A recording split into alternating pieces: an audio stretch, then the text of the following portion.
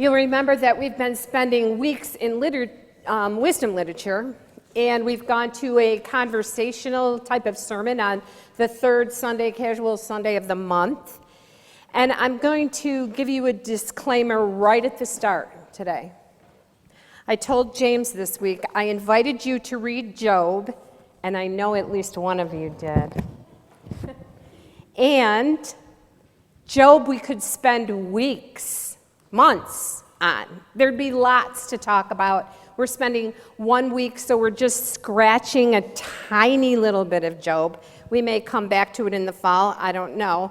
And these kind of conversational sermons are messy, aren't they? Because there's no 3 points, and we don't get to the end, and we have this great nugget. What I hope happens is that when we're hearing for other people, during the week, we pull the thread that speaks to us, right? Then you can ponder. Someone says something and it clicks something and it makes you think about something through the week. That's my hope. So I'm going to ask who read Job. I know, Candy did and Lynn did and Jean read part of it. Yes, it's only... Dick read part, Alicia read part. It's only 52 chapters long, not a long thing, take you a couple hours. And Job comes after Esther in the Old Testament. It's included in the 5 poetry and wisdom literature books. And many biblical scholars refer to Job as one poem. I found that very interesting this week. So I decided last minute to read it in the Message.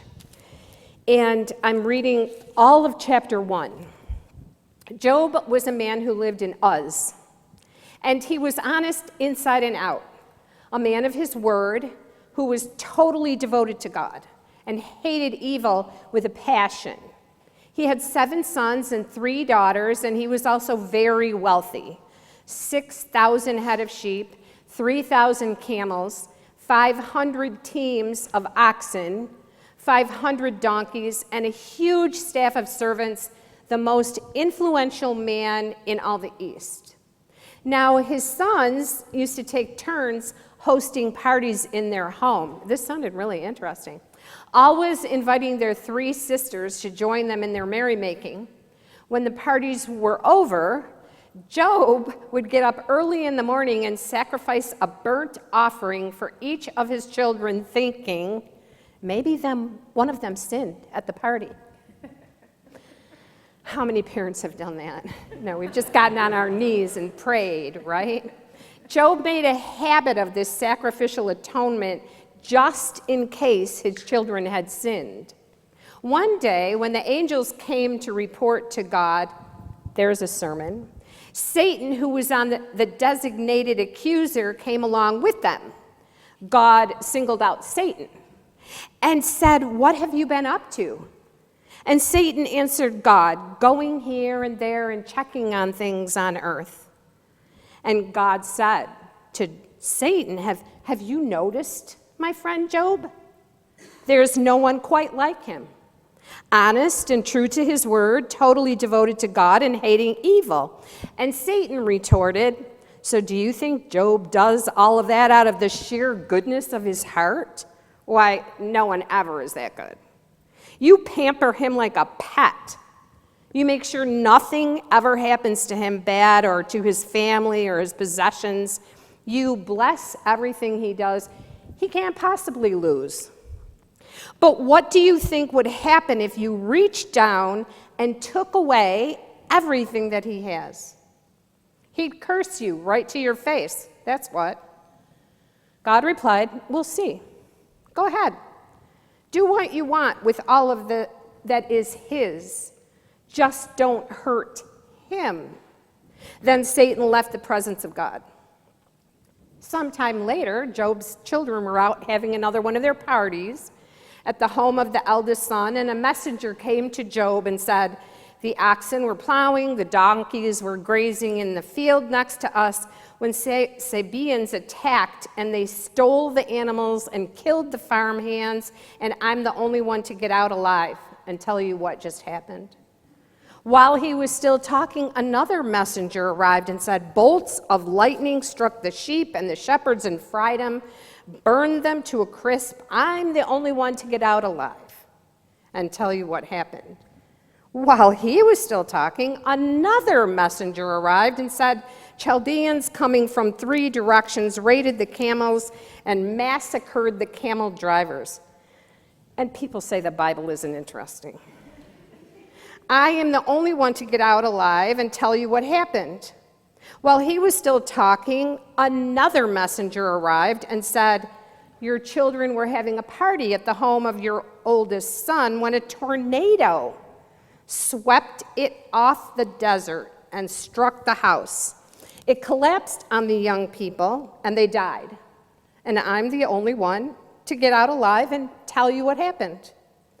Job got to his feet, ripped his robe, shaved his head, then fell to the ground and worshiped. "Naked I came from my mother's womb, and naked I'll return to the womb of the earth. God gives, God takes. God's name be ever blessed." Not once through all this did Job sin, and not once did he blame God. Now, I want to paraphrase the beginning of chapter 2. So the angels come back again, Satan comes back again and says, "If you just do more to Job, he will turn on you." And God says to Satan, "Go ahead, you can do what you like with him, but mind you, don't kill him." So Satan gives Job terrible sores, and it gets quite graphic here. Job was ulcers and scabs from head to foot. They itched and oozed so badly that he took a piece of broken pottery to scrape himself and then went and sat on a trash heap among the ashes. At which point his loving wife comes and says, "Still holding on to this? Have you not cursed God and been done with it yet?" And he told her, "You're talking like an empty-headed fool. We take the good days from God. Why not the bad days too?" And not once through all of this did Job sin. He said nothing against God. So, first question. What do you hear? What jumps out at you? Lynn has something.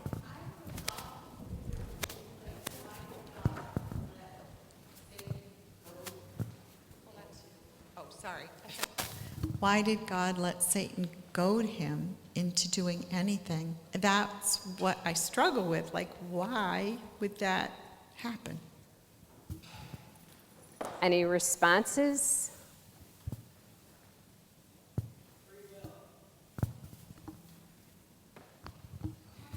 No matter how bad things get, don't lose your faith with Christ in the Trinity. Keep your faith no matter what.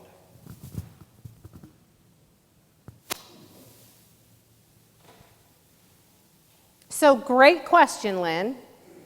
Why did God allow Job to suffer? One of the main questions of this book. And I'm going to skip ahead because the next thing I want to talk about are the friends. And I'd like us to focus on the friends today. So 3 friends come to Job, and they see how bad it is, and they sit with him for 7 days in sackcloth and ashes. But then they start thinking, why is this happening to our friend Job? And what is the human tendency then? They started talking. They started talking to each other, right? And what do you think they came up with? Marcia has the. You want me to just be loud? No, I'll have you do the mic. Well, they're pretty certain that Job did something to deserve this. And what was it, Job? Why is God punishing you this way? So the human tendency, right, when something bad happens to someone, or someone gets sick, someone's in an accident, someone loses their job, or especially with women and assault, or trans people and assault, what do we think? It must have been what she wore. It must have been something they said. It must have been something they did. And isn't it the human tendency to go there? Have you experienced a friend who did this while you were down?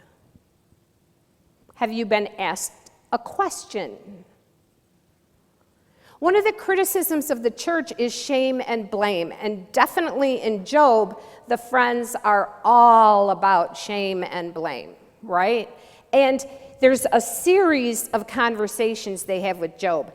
They present their, you must have done something. He responds. They say, think more, get clearer, you must have done something. It can't be God, right? These things can't happen to us if we're good and faithful, right? Isn't that the question? But rain falls on the good and the bad alike. And that's from wisdom literature, isn't it? Rain falls on the good and the bad alike. As one, may I, who has suffered through cancer. So the next question is, have you been Job? Have you been Job?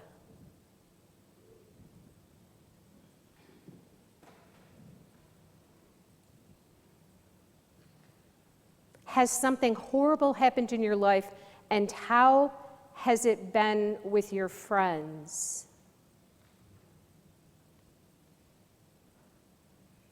I can say that I have had times in my life that have been really suffering, and I have had friends that were a lot like Job's friends and friends that were a lot unlike Job's friends. And so the friends that were unlike Job, what would that look like for us? You're in the middle of suffering. What do you say to a friend?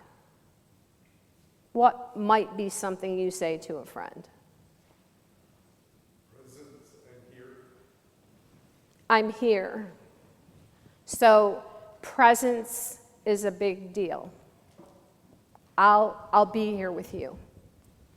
What else? What helps in our suffering? Candy? Let's pray together. Let's pray together.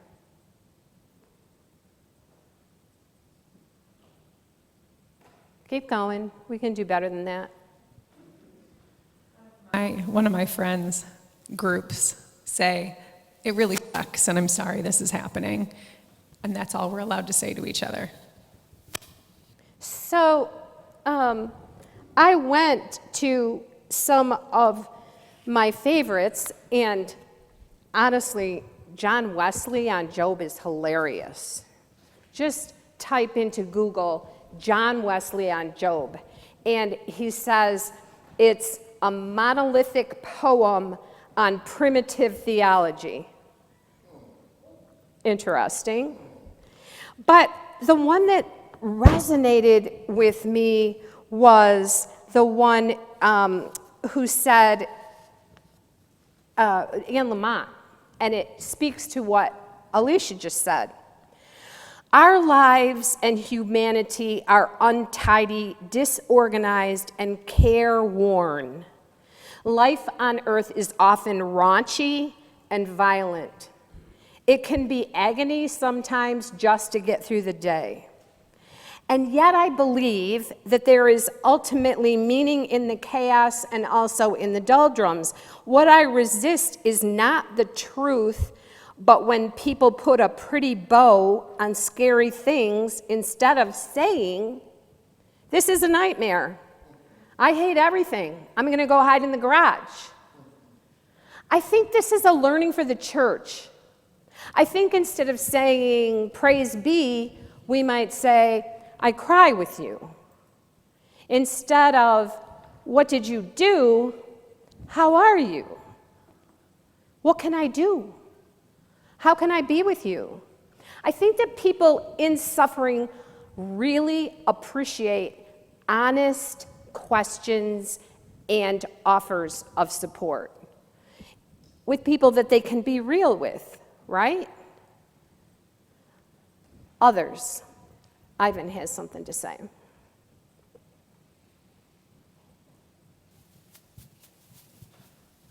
Thank you. I think Job is a very unique book, not just because of the suffering, but in terms of how we look at this and the questions that we ask. Sometimes we don't ask the right questions because, one of the questions I would have to ask is, where in the Bible do you see this example paralleled? And you're going to struggle with that parallel unless you go directly to Jesus. I think people that have not struggled or have not been through any storms at all, or mild storms, and have been a silver spoon type of life, cannot comprehend what Job went through. A lot of things when we get in the seminary, and when you speak to a psychiatrist, a psychologist, they say, the one bad thing to say to someone is you understand what they're going through, particularly if you haven't been through it. So I think it's hard for someone to really kind of understand why this is happening to Job.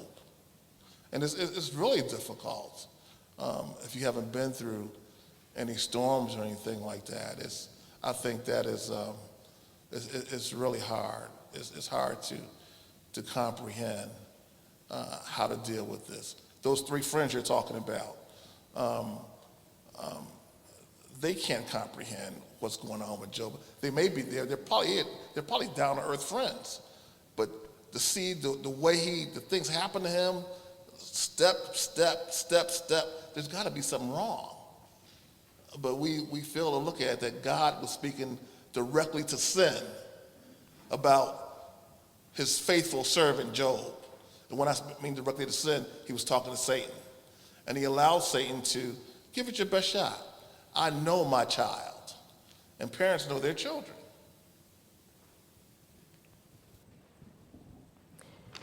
Joanne has something.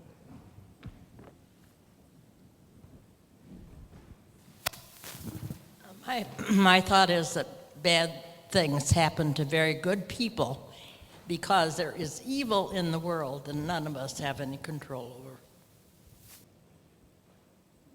It's a very interesting point. What about control? And how does this story connect to the human experience of loss of control?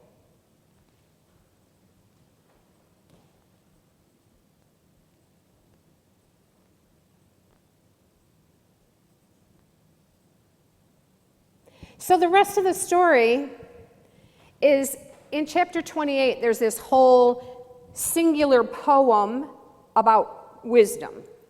It just talks about wisdom. And then at the end of the story, because Job has been faithful, everything comes back to him plus. He gets his animals back, he gets a family back, he gets it all back. And he gets to decide, according to God, what happens to his friends. What do you think about that? Your friends have been lousy to you. And what is the human temptation, especially now? To divorce them, write them off, right? I'm sorry, you can't, you did the unforgivable. I can't let you off the hook. And God says to Job, you get to decide, and Job decides to forgive them. And it says God accepted Job's prayer after Job had interceded for his friends. God restored his fortune and doubled it. Interesting point. Now, I would like to argue back to Lynn's question that this whole story is probably metaphor.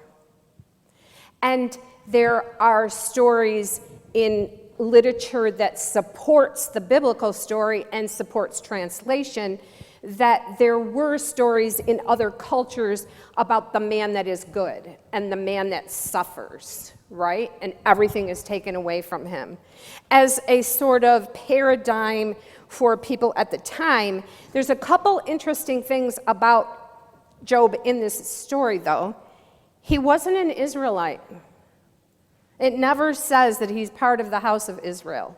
Very interesting. And translation on this book was horrible, and they struggled with it to the point where there's many different versions, and a lot is left out of the text that the Christian church accepted. They had a really hard time even translating it in Greek with the Septuagint. They talk about it. It was hard to translate. I think that these questions, right? Is suffering allowed by God? It's a question we all wrestle with, right? Who suffers? And I know people who have suffered a lot and they didn't get double in the end, right? Some people use this as a precursor to Jesus and make the connections between Job and Jesus, and reading the story then back through Jesus is also a very interesting way to look at it.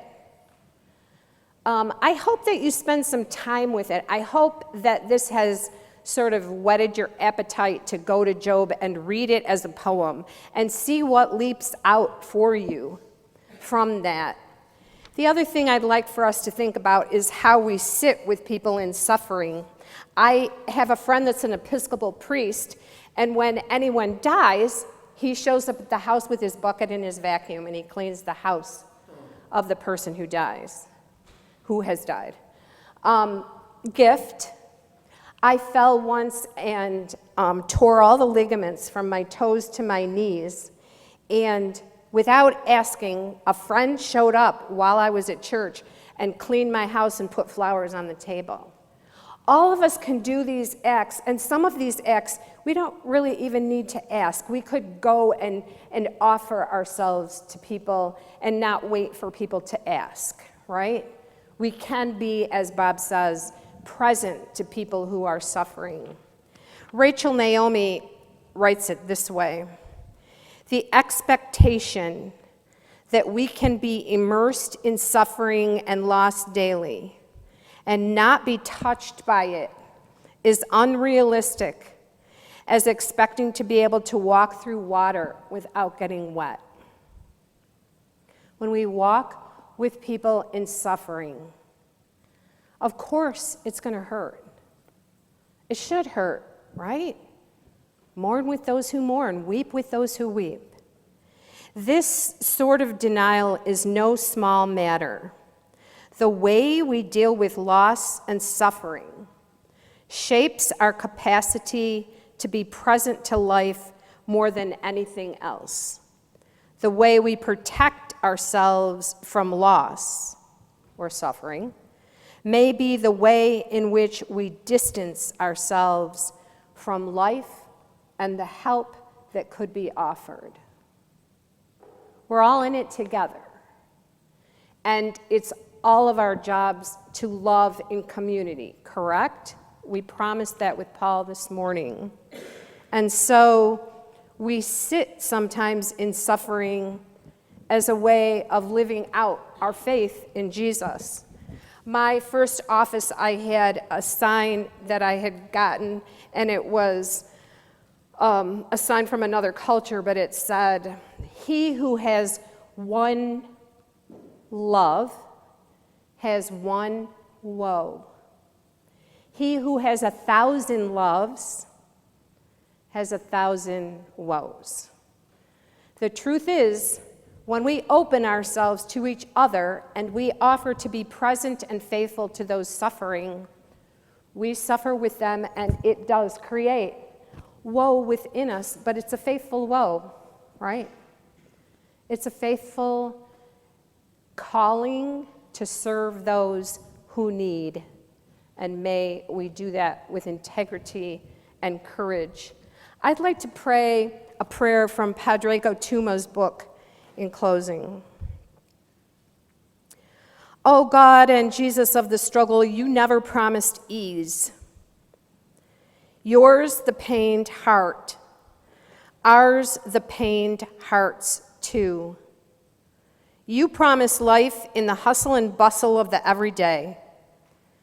Please meet us in that tussle, that we might have energy to keep going. Meet us with rest too. You needed it, Jesus, and we do too. Amen.